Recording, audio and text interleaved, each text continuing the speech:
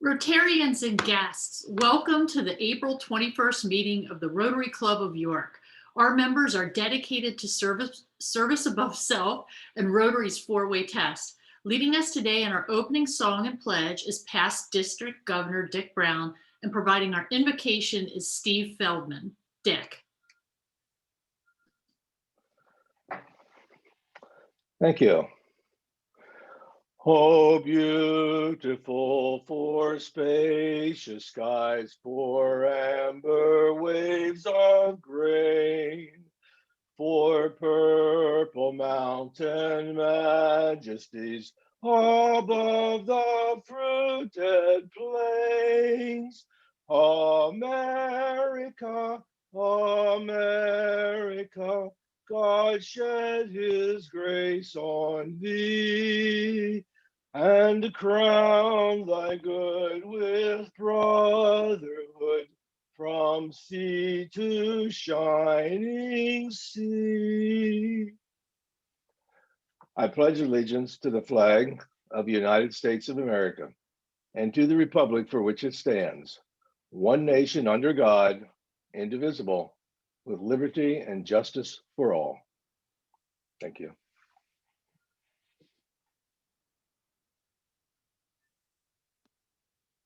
Rotarians, please join me in a word of prayer. Lord God, source of all wisdom, we come to you today mindful of two distinct but related things. The fact that we are meeting virtually when 24 hours ago we thought that many of us would be eating lunch together reminds us of the fragility of both our human bodies and of our human plans. We ask your healing touch upon the country club employees stricken with COVID and all who suffer in so many ways from the pandemic's effects. We are grateful for the rapid response of our Rotary staff who quickly pivoted and allow us to be here in this internet meeting. We are also mindful of the fragility of our knowledge and ask your blessing upon our speaker and his work at Logos Academy. Help him and all educators find engaging and ethical means of helping people of all ages to be continuous learners, humbly remembering that no one on this earth has all the answers to all the questions. Bless this Rotary Club, its leadership and its membership, to innovation and responsiveness to the needs of our community and of our world. Amen. Thank you, Dick and Steve, for that wonderful opening of our meeting. And just a reminder, whether we're in the all virtual format as today or hybrid for the future, there's an opportunity to join for networking in advance of our meeting at 11:30 virtually. We had much jocularity and frivolity today, thanks to a couple jokes. I'll leave out whether they were bad or good. But as our speaker said during the networking opportunity, rhythm has been elusive. But as we all know, constant change builds resiliency. So thanks again to our staff for the quick turnaround, and hopefully we didn't have any members show up to the country club, but we have a great turnout for today. And just to echo Steve's comments in the prayer, we send our well wishes to the Country Club of York staff as they navigate the impact of COVID on their amazing team that do a great job serving us. Hopefully they're all doing well and we'll be back safely to our hybrid format and in-person component next week. Applications are now being accepted for our non-traditional student scholarships. The deadline to submit an application is April 30th. You'll find more details on our club website. Next Tuesday, April 27th, our Student Education Committee will conduct interviews for the Merritt and Smith scholarships. That's at 5 p.m. at the Country Club. The virtual Tri-District Conference will be held April 30th to May 2nd. For more details and to register, you can check out the district website.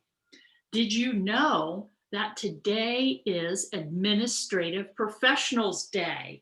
Many of our club members rely on the support of dedicated admin pros, and the Rotary Club of York is blessed to have a pro who wears many hats for our club. In addition to Renee's key role as our student education administrator, she also serves an important backbone for our club and Lynn. Lynn said that Renee is the keeper of all things Rotary Club of York. Happy day to you, Renee, and thanks for all the support you give to ensure our club is successful. Thank you.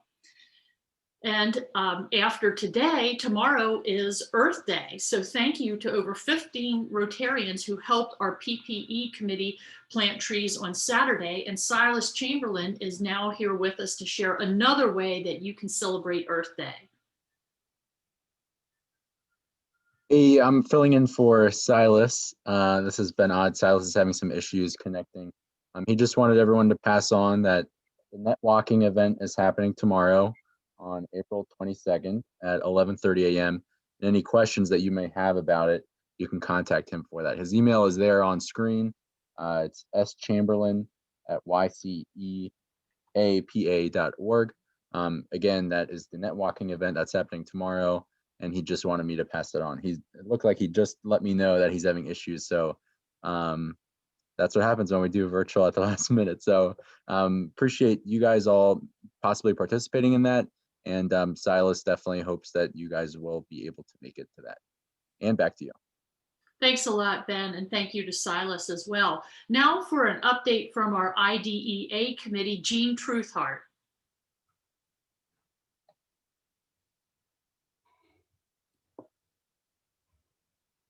Okay, I think I'm unmuted now.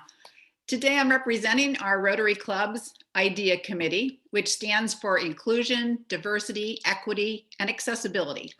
We are united with Rotary International's goal of creating an organization that is more open and inclusive, fair to all, builds goodwill, and benefits our community.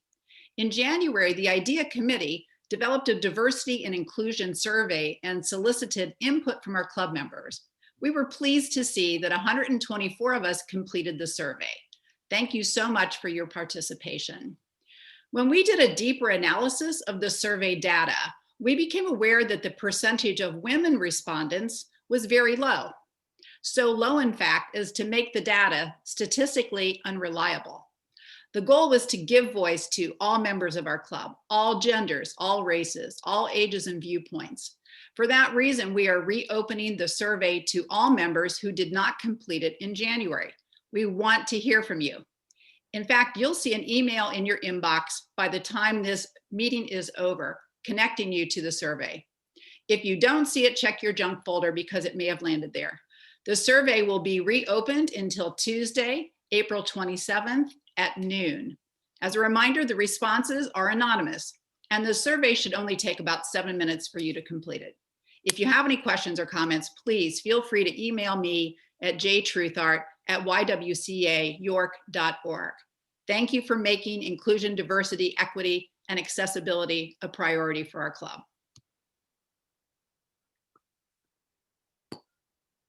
Thank you, Jean, and thanks to all who took their time to fill out the survey, and for all those who will answer Jean's plea and the request of the IDEA committee to fill out the survey if you haven't already. Next up is Diane Moreno for an update from Student Education Committee. Diane. Everybody, me again. Before I start, I also want to do a shout out to Renee. She is amazing. I can tell you there is no way I would do this or be able to do this if it wasn't for her. She keeps everything so organized and keeps me in check and gives me on my cheat sheet. So Renee, I love you to pieces. You are awesome. Okay, so the real reason I am here is to talk about the Whiteley educational loans. We are now accepting the applications. They are for $2,000. They are for full-time college students only, for any post-secondary accredited institution, and must be undergraduate. Obviously, just go to our website to apply. We have a May 31st deadline, and all of the repayment terms and interest rates are on there, but I can tell you that they are really, really good terms on the loan. I also just want to reiterate that our non-traditional scholarship deadline is April 30th. We have over $7,200 to award. So please, if you know anyone out there that is looking to get some money to help with school, whether they've been laid off for COVID reasons or just starting a new career, please have them go online and fill out an application. And I think that's it. Thank you again, and hopefully we'll see you next week in person. Bye. Thanks a lot, Diane, for the great work of your committee. Next, we have an update. Give Local York is right around the corner, and Dee Baker will fill us in on our club's participation in that event. Dee. Thank you, Anne. Each year, our club's leadership determines several community needs for our club to support. The fundraising committee then plans and participates in 2 events each year to engage all of us in the Rotary Club of York members in raising funds for those specific causes. These 2 events are the participation in Give Local York and, of course, our September Love for Community golf, tennis, and croquet event. Last year, you probably remember, we focused our efforts on supporting the cleanup of Kiwanis Lake. We had a great response from all of you, and we thank you for that support.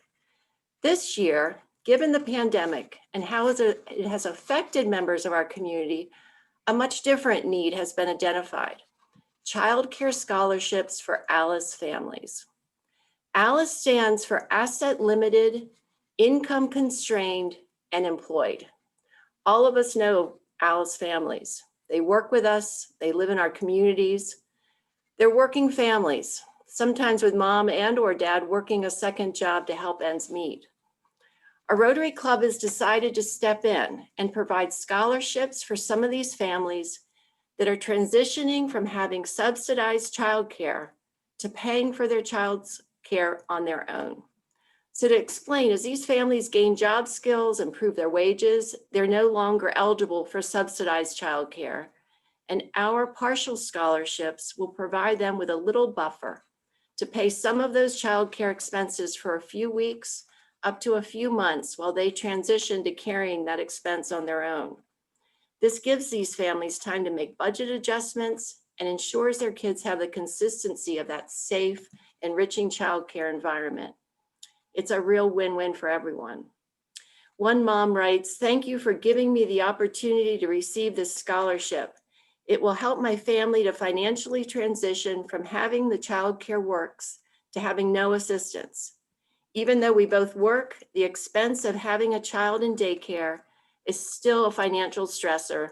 This scholarship will help ease that stress and give us some time to plan for the future. Thank you again." So there's 2 ways you can help, either by letting Lynn know that you would like to have your gift to Give Local York invoiced on your regular quarterly invoice. You can do that today or anytime up until May 7th. Or join the online festivities on May 7th and make a gift to Rotary Club of York. Thanks so much. Thank you very much, Dee. It's clear to all of us that the pandemic has worsened economic disparities. And it's also clear from this meeting that Rona cannot get the Rotary Club of York down. Our committees are the fuel that drives our community work. So thank you, Dee, to you and your committee for doing a great job in presenting this amazing project for our club to support that will help out the children that can be in quality childcare and also help the parents know that their children are taken care of so that they can work. Thank you very much, Dee.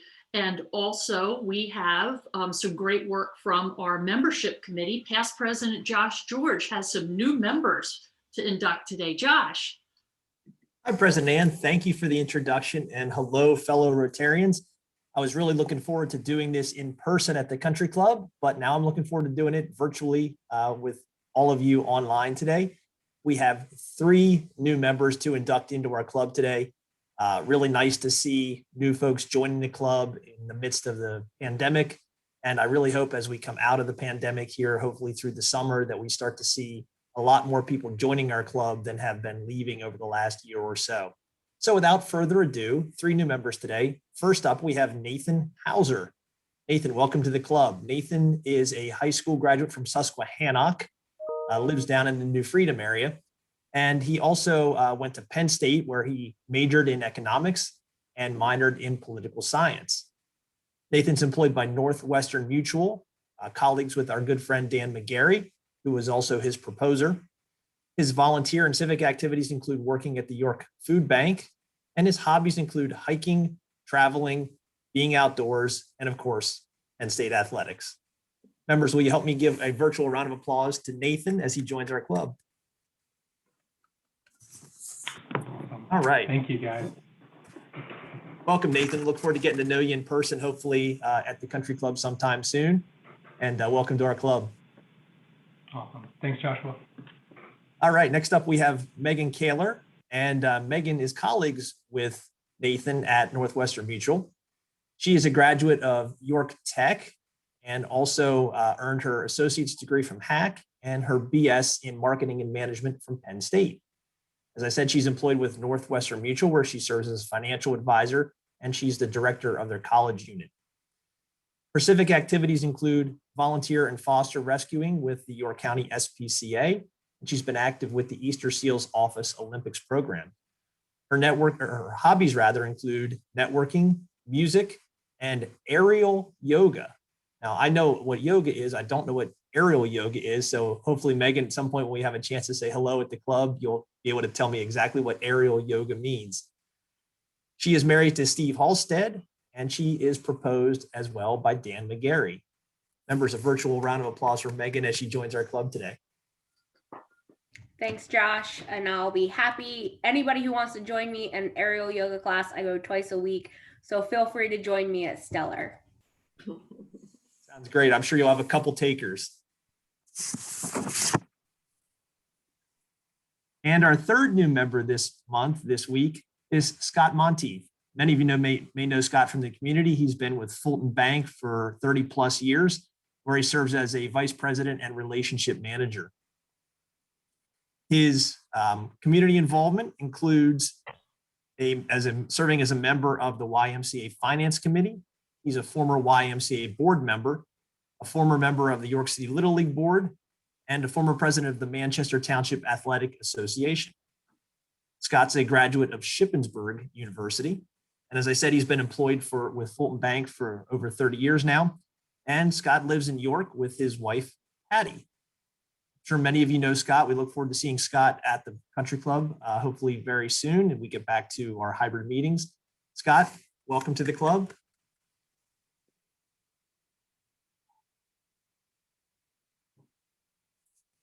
All right, President Ann, back to you. Thanks so much. Thank you, past President Josh. Thank you to John, Chair of the Membership Committee, and all those who are working hard during these challenging circumstances to ensure that our membership thrives. I'd also like to thank Dan and Lori for proposing our 3 new members today. And finally, last but not least, welcome to you, Nathan, Megan, and Scott. We appreciate your expertise and your passion and your interest in joining the Rotary Club of York. It's a great organization. We welcome you as members, and we also welcome you to take this next step to become a Rotarian. There are many, many ways to become involved in our club, as you saw, participating in Give Local, in our fundraiser. Our committees are thriving. It's a great opportunity to get to know some of our members and advance the work of our club. And also our foundation chair would be remiss if I didn't mention contributing annually to our foundation. So there are lots of folks that can help you if you have particular interests in becoming involved, but welcome to the Rotary Club of York, and thank you for your interest, and thank you for becoming a member. Congratulations. Next up is today's business spotlight, and that features Austin Law Firm. Sarah Austin has represented clients in central Pennsylvania since 1991. Sarah opened Austin Law Firm in 2004 to provide effective, efficient, and responsive individualized service to clients through close partnering relationships. Sarah is known for her work both in and out of court. As a leader in the legal community, she served as president of the Pennsylvania Bar Association in 2016 and 17. She is frequently recognized by her peers through super lawyers. She was first recognized as a rising star in 2005 and again in 2009 and every year since 2012 in the employment law area. Sarah's also been recognized numerous times by best lawyers in Harrisburg for employment law. She serves as a presenter to lawyers and non-lawyers in various legal areas. The firm's partners with hands-on approach to clients' legal matters in several practice areas, including, of course, employment, homeowner and condominium association, and business and corporate law, personal and business estate and succession planning and litigation, real estate, bankruptcy, representing debtors and creditors, residential, commercial, landlord, tenant matters, and civil litigation. For several years, Sarah's clients have actually enjoyed the ability to practice remotely, so that service on their legal matters has not missed a beat during the pandemic. Many practice areas, including employment and landlord-tenant, have actually seen an uptick during the pandemic. Sarah's firm has handled that increase with its customary effectiveness, efficiency, and responsiveness. Whether personal or business, residential, commercial, or community association, Austin Law Firm assists many in our community with vital legal needs. Rotarian Sarah has been a member of our club since December of 2002. Thanks, Sarah, for providing that information. Now, for today's poll, we're building our resilience a little bit more because the functionality is a little bit, shall we say, wonky today. So in order to cast your vote, you can raise your hand with the reaction feature or drop something in the chat. How many of you have spotted eagles in York County? Yes, you've spotted them. No, you have not spotted them. Or maybe some of you only see eagles on the golf course. So you can raise your hand if you've seen them, or you can drop something in the chat. Oh, okay, couple yes, couple no's. All right. Well, for those of you, but not on the golf course, only on Eagle Cam, and yes, near the river. Well, for those of you that haven't seen eagles, oh my gosh, stop backing up, patience. He's like right there at the edge. No. You're looking at Patience and you're looking at the Hanover Eagle Cam. This is the happy family in Hanover. Liberty and Freedom are our resident bald eagle couple. And I don't know if that's Liberty or Freedom, but the baby is Patience. The last 2 seasons have been tough ones for Liberty and Freedom because their chicks did not thrive. However, you can see that baby Patience is really thriving. Only 30 years ago, Pennsylvania had a mere 3 nests left in the entire Commonwealth. Well, the resurgence of bald eagles in Pennsylvania is a huge victory for conservation. So thank you to Ben for capturing this little snippet of the activity and the happy family at the Hanover Nest. Hope you all have a chance to check them out. And also Rotarian Magazine in April had a really nice feature for nature, which is one of our new focal areas, giving us 7 of those. And now we have a special announcement from Michael Haiti and a Service Above Self Award.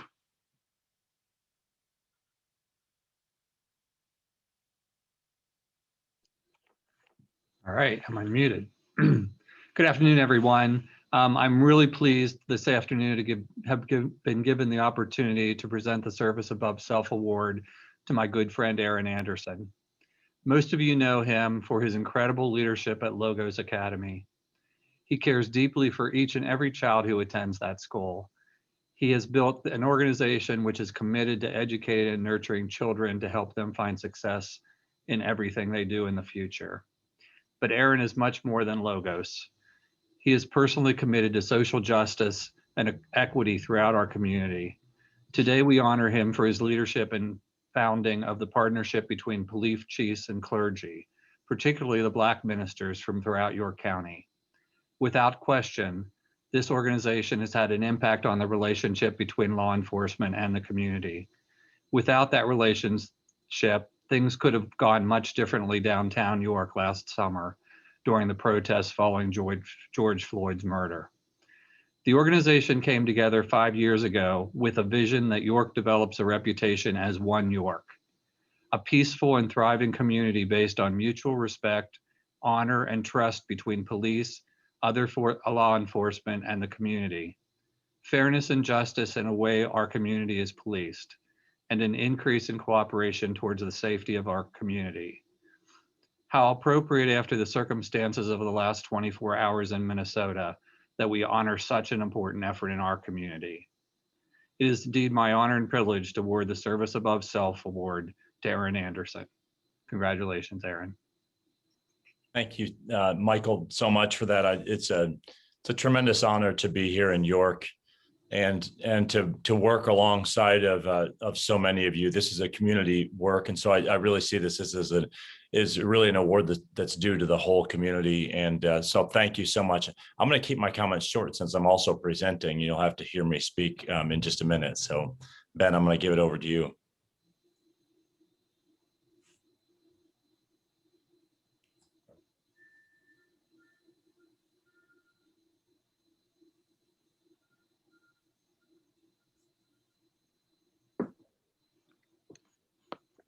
Thank you very much. Our speaker today is the Reverend Aaron Anderson.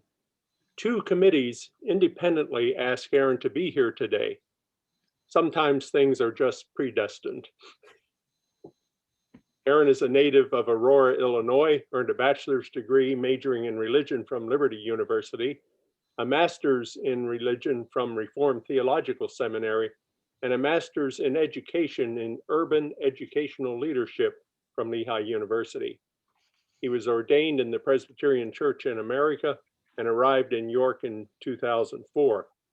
He immediately became active in the community, serving on the boards of the YMCA, Life Path Christian Ministries, Keystone Kids Space, Prevent Child Abuse Pennsylvania, York County Children, Youth, and Family, and the York City Redevelopment Authority. Central Penn Business Journal named him to their 40 under 40 in 2015. And in 2009, Aaron joined the board of Logos Academy. In 2014, he was named its CEO and now also serves as CEO of LogosWorks. Aaron and his wife, Gail, have 6 children. Pretty good for a couple of Presbyterians. Please welcome back the Reverend Aaron Anderson. Aaron. Thanks so much, Ben. It's great to be with you all. I think we are all hopeful to see each other in person, but this has become the new normal, and if there is such a thing as a new normal. So I'm really honored to be with you all, and I was asked to speak specifically on LogosWorks and to tell you about that. We're really excited to do that. I want to just get started by telling you a little bit about what Logos Academy is up to, and hopefully we'll leave some time for some questions. So let me go ahead and share my screen here. Give me one second. Okay, I'm assuming everyone is seeing that all right. So, as many of you know, Logos Academy has been actively doing a capital campaign, and I can tell you that if my face looks somewhat relieved, it's because as of about a week and a half ago, we finally finished round 1 or phase 1 of our fundraising, about $4.3 million, and so that is we are very excited. We're really appreciative to be a part of this community. York is a tremendous place, a really generous place, and so this is going to allow us to be able to expand that building that you're seeing in the picture. Across the street is the old Cadillac dealership. It's going to get a $4.3 million facelift. And I think it's just going to be a really fabulous addition to York. Will allow us to serve more students. Hopefully we'll be able to start phase 2, which will include a fitness facility and some other spaces as well as soon as we're finished there. We will have a groundbreaking May 7th. Love to invite all of you to be there. We'll have both in person and I believe we'll have a virtual option as well. May 7th at 1:30. If you'd like to attend that, we would welcome your involvement there. I think one of the things we're most proud of and most excited about is the fact that when we started this project, Logos Academy is a diverse school. We wanted to see diverse representation in the construction of this facility. And we asked our contractors, Stewart and Tate, to to make sure that we could match our state's MBE participation, that's minority business enterprise participation. And we're really excited to see on this project. I think we're going to have north of 26% MBE participation in this project. We are really, really excited about that and excited to get this project started. So, that is what's happening at Logos Academy. Let me switch to the next slide. Let me tell you though, that since 1998, here's what we've been learning, that K-12 education is really not enough. We've learned lessons all along our various phases at Logos. We used to be a K-8 only school, and we realized that K-8 wasn't enough. And so we added high school. We are now in our 7th graduating class this year. We continue to have high SAT scores from our students. 65% of our students are always kids who can't afford to attend a private school. I mean, that's what I love about Logos Academy, always have. All 6 of my kids have been there. I now have 2 graduates, but Logos is a diverse school. We're really the private school that exists for kids who can't afford private school. Last year's graduating class you're seeing there, half of those kids had full ride scholarships to college. All of them got accepted into the college as their first choice. But let me give you 3 reasons today why a K-12 education is not enough. And I'm going to give you 3 simple numbers to remember. 11. Hey, Aaron, 5. real quick. Hey, Aaron, real quick. Sorry to jump in here. Do you mind just stopping your shared screen and resharing it? I don't think we're seeing the next slide here. Great. I will do that. Thank you. Just before you get into it here. Let's try it one more time. Let's see if that's, are you seeing that now? Not yet. Okay. Just try that one more time. Try it one more time. No success? No success. It was just the picture. Go ahead and at the bottom of your screen, sorry, everyone has to kind of be on for this, but the bottom of your screen, see that where it says share screen there? Yep. So just click that again. Yep. And then you should have a little window pop up for you. Yes. So yeah, click on the one that's I think number 2, I think, or number 1, whichever Yep. one is the slide that you want to be on. Is that not coming through? No. All right. Well, it's for some reason, Ben, it's not sharing. If you want, you can also share it with me really quick, and I'll put it up on my end. I will, and so give me 1 second. I'll do that. I apologize for that, Sure. and I'll. Everyone here is getting a behind-the-scenes look at how we do this. It's beautiful. This is the way technology. Now you also know what educators have been dealing with all year long. Ben, I will. I'm just sending that over to you right now. So I'll keep talking, Ben. You'll if you can follow me on the slides. So Yep, sounds I'm good. on the slide where we're talking about the 11%. Okay, so we'll continue and we'll see if Ben can work some magic behind the scenes. So the 11%, let me talk to you about 11%. Did you know that low income first generation college students have an 11% college graduation rate?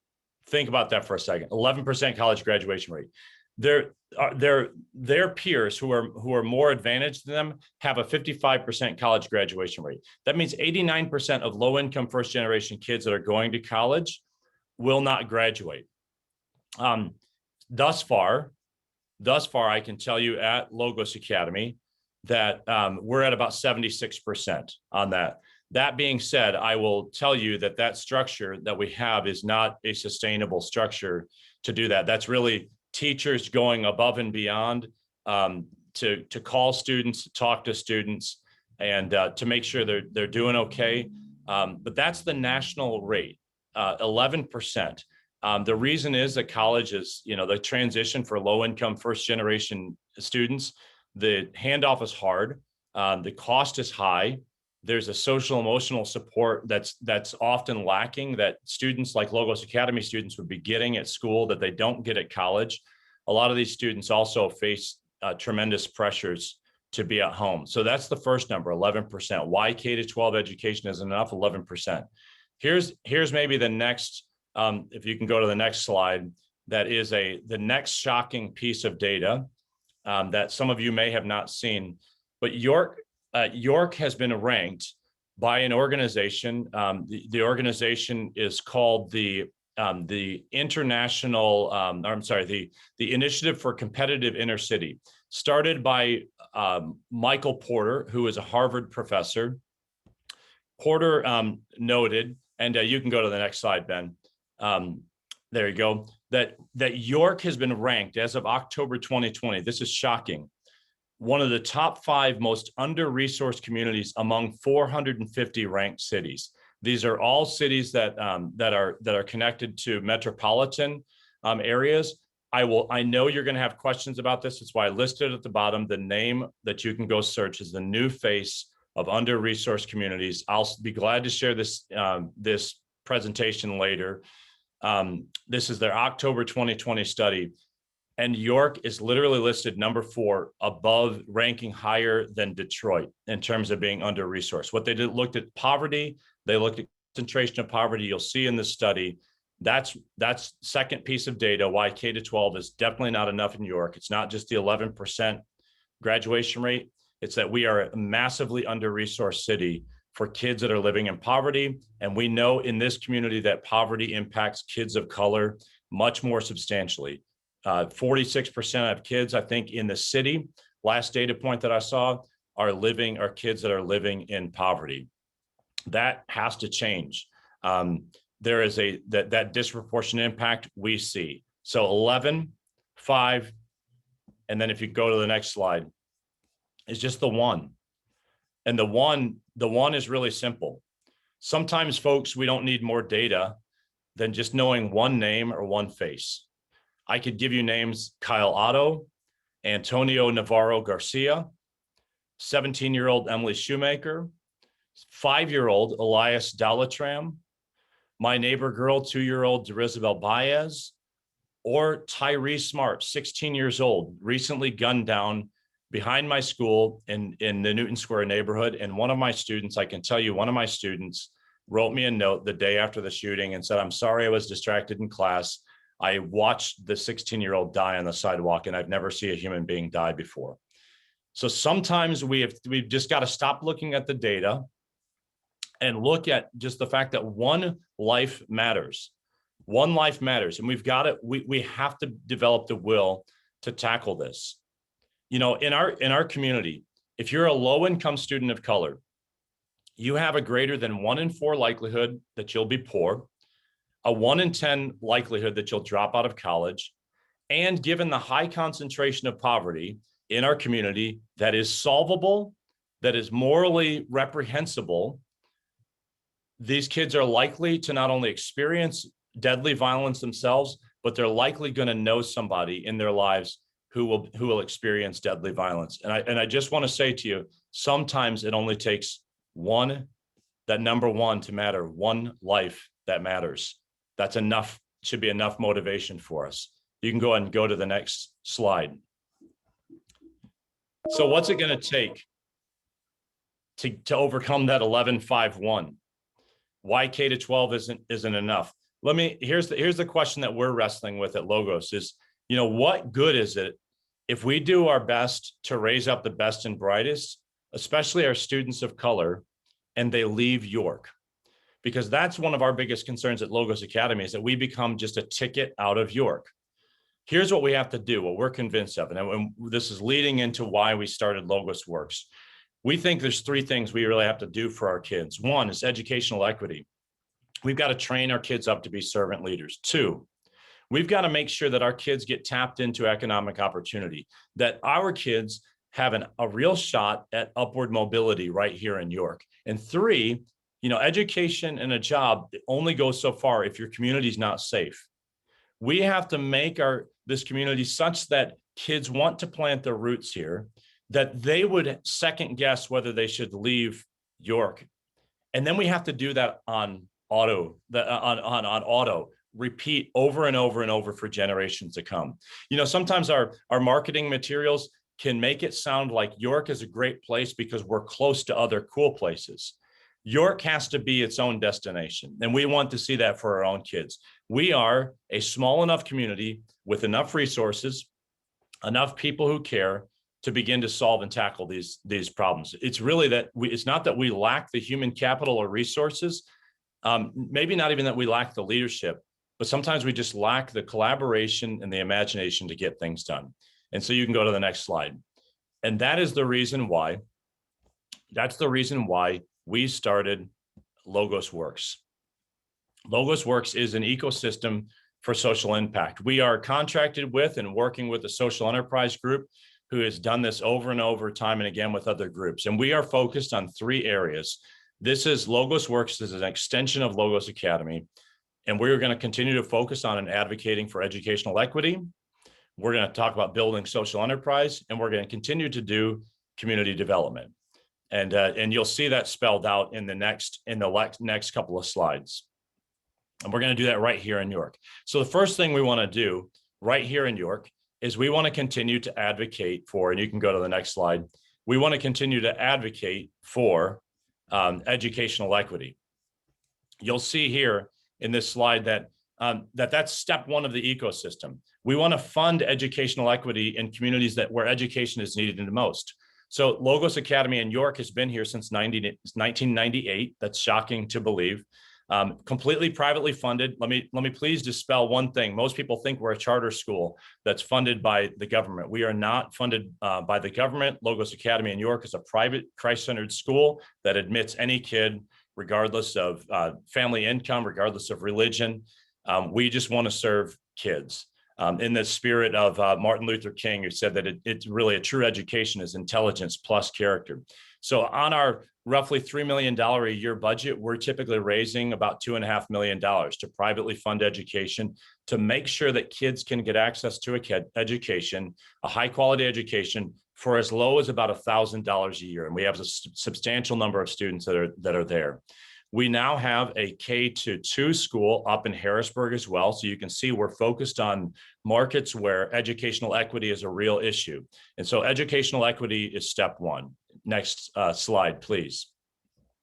The next area, I'm going to jump to number 3, because this is an area that we talked about already, is this area of community development. We want to make sure that this community really thrives and prospers. And so we want this place to be a place where it's safe and thriving for students. You know, when I got involved with the Chiefs and Clergy Partnership, starting with Pastor Kearney and Dr. Waltauer and Bishop Scott and Bishop Cease, to get that going with our police department, the reason we did that is because as an educator, I don't want to see one of my kids in the news because there's been some negative police interaction.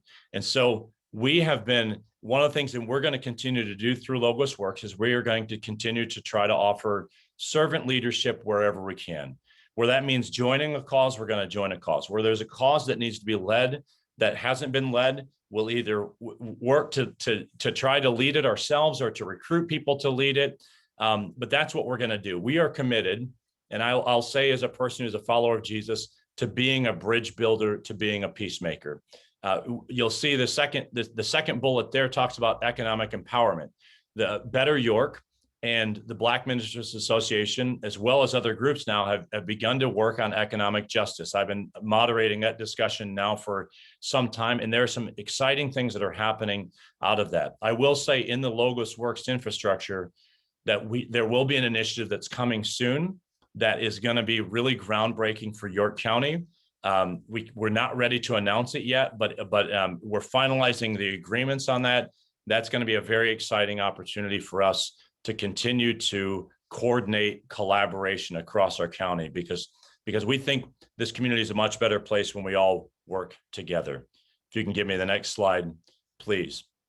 Now, I held social enterprise last because it's easy to look at a little nonprofit like Logos Academy and who we serve and wonder, how on earth is this organization going to do the kind of things that it intends to do? Because the reality is, you can see the data there. Most of the students that we serve are kids that are living in poverty or really near poverty. So how on earth will we advance educational equity, which is expensive to do when you're privately funding it, and the community development efforts that we're doing, given the costly structure that we have? I mean, I could go on further to talk about how about half of our our budget is funded through educational tax credits. Many of you know Paige Fessick, who's on the call here, who has probably talked to you about educational tax credits that fund education. Typically we're raising about $1.7 million a year to fund scholarships through the tax credit program. So how on earth will we fund educational equity and community development? That's where social enterprise comes in. And so if you can go to the next slide for me. Social enterprise really is a market-driven solution to solving social challenges or problems. On one side, we typically think of nonprofits that solve social problems. And then on the other side, we have businesses that really run the economy, that are for-profit. Social enterprise is actually a blending of the two, a market-driven set of ventures or businesses whose revenues are really directed at solving social problems. And there's so much that I could say there, but I have so little time to do it. If you want to look up a great example of two different social enterprises, one is the one in our backyard. That's the Milton Hershey School. It's funded by Hershey. The second would be go and look up Homeboy Industries. Homeboy Industries, Father Greg Boyle in LA, working with a gang population, has really done a tremendous job with social enterprise. Here's what it's going to look like to us in our structure. And you can go ahead and go to the next slide. LogosWorks is a 509(a)(3) support structure to Logos Academy. That entity will have it. We already have all these legal entities are now set up. There, we have an advisory board. We have a board of directors. We'll have an investment fund, a pledge fund. That's the yellow funding LLC you see off to the side that will begin to fund our initiatives. Our intent is to acquire, partner, or start several for-profit businesses. The immediate goal, I'll tell you, and then the immediate near-term goal, we're looking to begin to fund about $1 million in EBITDA or free cash flow, and a 5-year goal of potentially doubling that number. I said we have all the entities in place. You might be asking, what kind of businesses would you, and by the way, these businesses will be, there's a hard wall of separation between the school and between the businesses, between LogosWorks. So we have a very broad definition of the kinds of businesses that will be potentially operating. We're looking at anything that will create opportunities for jobs for students, opportunities to get out of poverty. So they could be internships, mentorships, jobs. The types, I can tell you, the NDAs that we've probably looked at least 30 opportunities thus far. The NDAs that we've been signing, and as we're looking at businesses, have included a wide range of potential businesses. Everything you can imagine, from machine shops to marketing related ventures, any number of high tech ventures. We are at this point now, we're looking at lots of opportunities, and we have a really, really incredible board of advisors with a lot of business and entrepreneurship experience, helping us vet ideas so we don't go down a bad path. How will we be structuring these? We'll be acquiring businesses. We'll be looking to get in joint partnerships. We may even be doing some startups, maybe even creating some partnerships where we could create MBE type structures within LogosWorks. The last thing I think I'll say is that as we look at this, is that people ask, how are you going to possibly fund this as a nonprofit? Well, as I said, we have a pledge fund set up. It's a benefit LLC that is set up, where we have an investor team who's going to be investing as equity stakeholders, not just as philanthropy. There will be a mix of philanthropy in the mix, but we'll be looking mostly to that pledge fund of investors, looking to other capital partners that we've already been having conversations with. Social Enterprise Group is guiding us and helping us think about that, and then looking at other financing vehicles. So for instance, if there's an owner of a business who doesn't have a succession plan, wants to stay in the business, that's an ideal arrangement for us. And there may be some form of variety of owner financing that could be happening. Let me wrap up on these last two slides. Let me go to the next slide, please. This is, I think, the opportunity for us. You're looking at 2 Logos graduates that are the types of students that we could be keeping here. Franny, or Francisco, Salinas now is actually working for Boeing on the V-22 program. Destiny Duncan was top 10% in her class at York College, and she's off at law school. The question that I have as an educator and a leader in this community is how do we create opportunities for the Frannies and the Destinies of the world to stay in York? What's it going to take?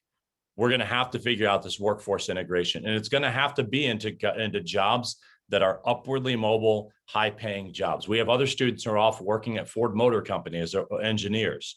Social enterprise, I think, is one of the ways that we can create internships, mentoring, job training, and ultimately poverty alleviation for families that are struggling here in our own community.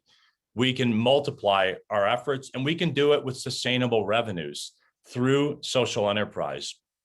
It's not, as I said, it's not that we lack the resources. Sometimes it's just that we lack the vision, the leadership, and the collaboration to get it done. And let me go to my final slide here. So people always ask me, how do I get involved? Well, if you've got interest, and this is not a solicitation, we would certainly welcome efforts to join that social impact. We need advocates throughout our community in Harrisburg to advocate for educational equity, to push for that, to make sure that a kid's education is not tied simply to their zip code and the economic power in that zip code to deliver a high quality education. That system is not working. We need to continue to advocate for that. Please join us. You can join us in community development efforts. We need more people, more business leaders involved in our economic empowerment discussions, where we talk about how we can lift diverse businesses in our community to make sure that they're thriving and that York's a really great place to be doing business. You can join efforts to make sure that this community is safe. There are so many different initiatives going on in the community. There are endless places that you can plug in. The last thing I think I'd say is that if you're aware, we are in the market now for acquiring businesses. That is the number one thing right now that we're spending our time and that I'm spending my time on is looking at the acquisition of businesses. If you're aware of businesses, that may fit into this scheme, I would be glad to talk to you, and also glad to share what we're going to be learning in social enterprise with other nonprofits who may have interest and or other groups that have interest. I believe, York doesn't have to be fatally attached to those numbers, that 11% graduation rate for college, first generation low-income college students, to being the top 5 most under-resourced city, to seeing those names that keep coming across the media. That doesn't have to be our destiny. We have the resources. I believe we can muster the imagination, and I think we can collaborate to make York a really great place that overflows with opportunity. I want to give you thanks for allowing me to share with you today, and thanks so much for the recognition. And I look forward to working with all of you going forward. Thanks.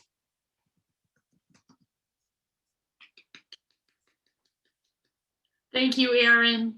I love that line, York as a really great place that overflows with opportunity. That's powerful, as is your leadership, your expertise, your passion, your energy that you brought to our community, and the success that you've achieved so far, and your amazing vision for our community. So let's get to the questions.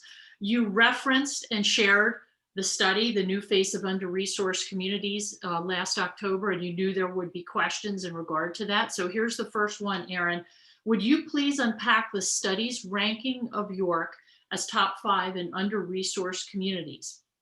Also, Aaron, in light of that, you stated that we have a generous community and you raised nearly $5 million for a single private school.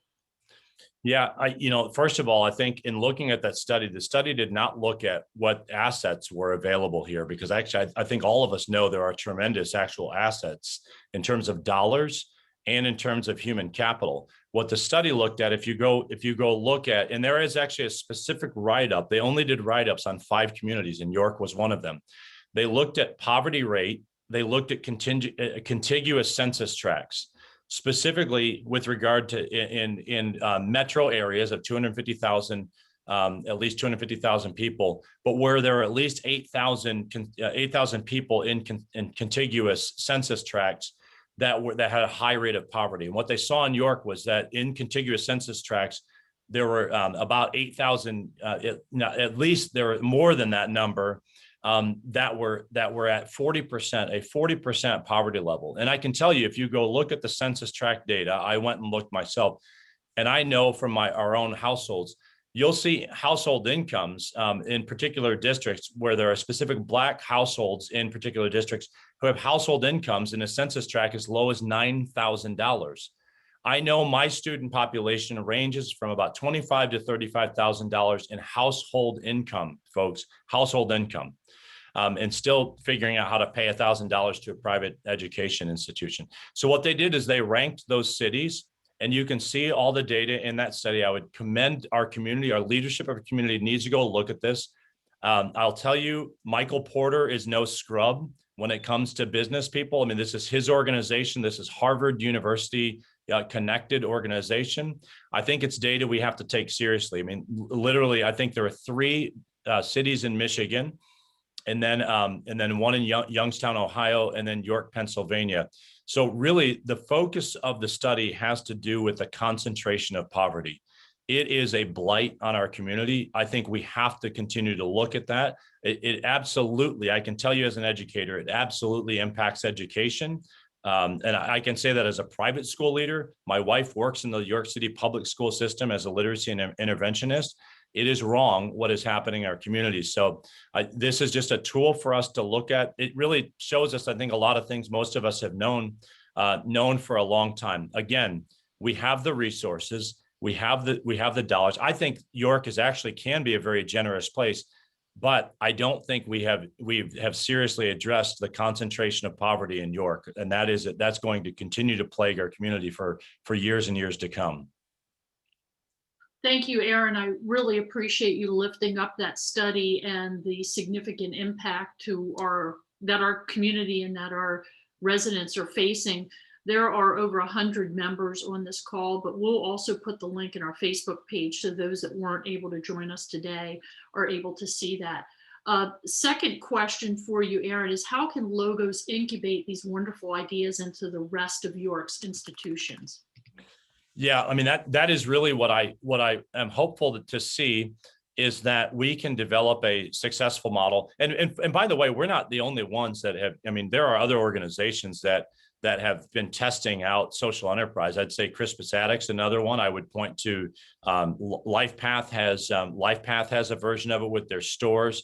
The YMCA. There are a number of organizations that already are doing this.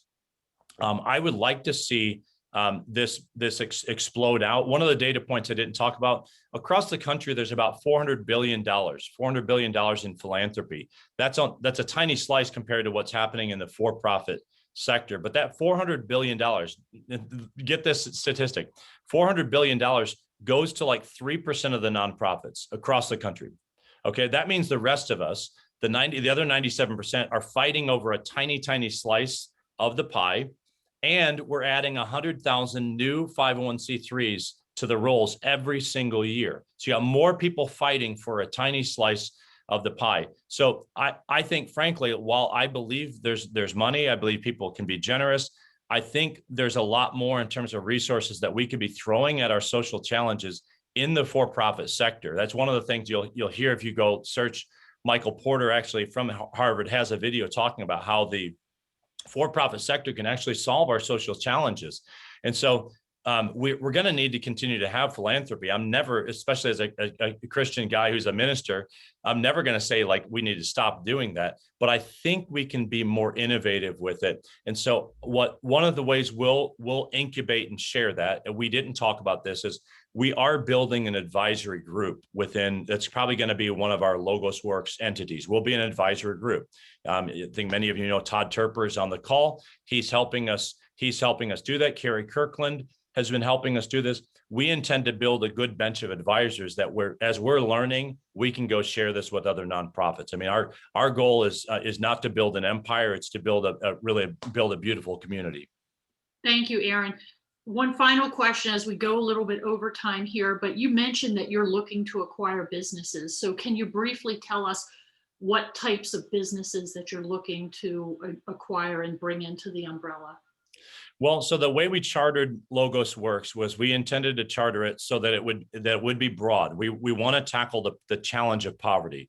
And so obviously what we're looking for first and foremost, all the business people on here know you want to be in business because you want to make money. We need businesses that are cash flowing, you know, at good profitable rates. Our advisors have helped us build a rubric around what kind of business. We're looking for businesses that are upwardly mobile. So the right kind of businesses that our kids would want to go, that would likely go into. We're looking for businesses that are scalable, that we might be able to step into and take them to the next level.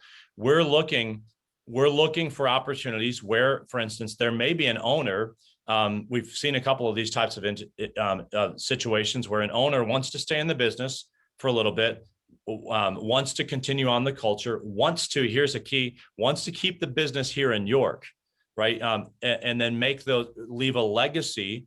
And so that's actually a really ideal scenario. We are looking to, in a lot of respects, to come in those kind of situations and basically continue to support the good work that's already happening, see if we can't expand it, some help it continue to grow, but keep those really good, high-paying jobs right here in York, because the last thing we need to keep seeing in York are businesses leaving. Because I can tell you, as a guy who has 6 kids now, who I'll have 2 college graduates in the next couple of years, I don't want to see my kids like looking to places like Raleigh, North Carolina, where we moved from, and saying, if I want economic opportunity, I got to go to Raleigh. I want my kids and my kids at Logos and the kids in York City schools and elsewhere to be looking at York and saying, if I leave York, I am abandoning really, really excellent opportunity and a really, really great place to be and to raise my family for generations to come. So that in a long shot. At this point, Ann, I'll just tell you, we are, if somebody is aware of something, I would say send it to us, because we're looking and vetting through a lot of opportunities at this point. I think you have a lot of eyes and ears that could send ideas your way. And thanks for clarifying what you're looking for, Aaron. And thank you for bringing your passion for education, your passion to fight this concentration of poverty in our community, and your vision for economic empowerment to York County. We really appreciate your vision and your enthusiasm. And as a recognition of your time with us today, we will donate a book in your honor called Play Day School Day, and that will go to the YMCA in Hanover. We'll ask you to sign a book plate for that. Take care, Aaron. Good luck to you, and please keep Rotary informed as you move forward. Rotarians and guests, next week, our club meeting will feature a program by our very own Rotarian Bob Pullo, who will discuss his vision, leadership, and the success of the upcoming Give Local York. Hope you can join us next week, and here's to hoping that we'll be back to our hybrid format with in-person segment at the Rotary Club. And one of York's young, promising youth, Eli Weary, is bringing our closing song, Blackbird. Enjoy and have a wonderful week, everyone. Take care.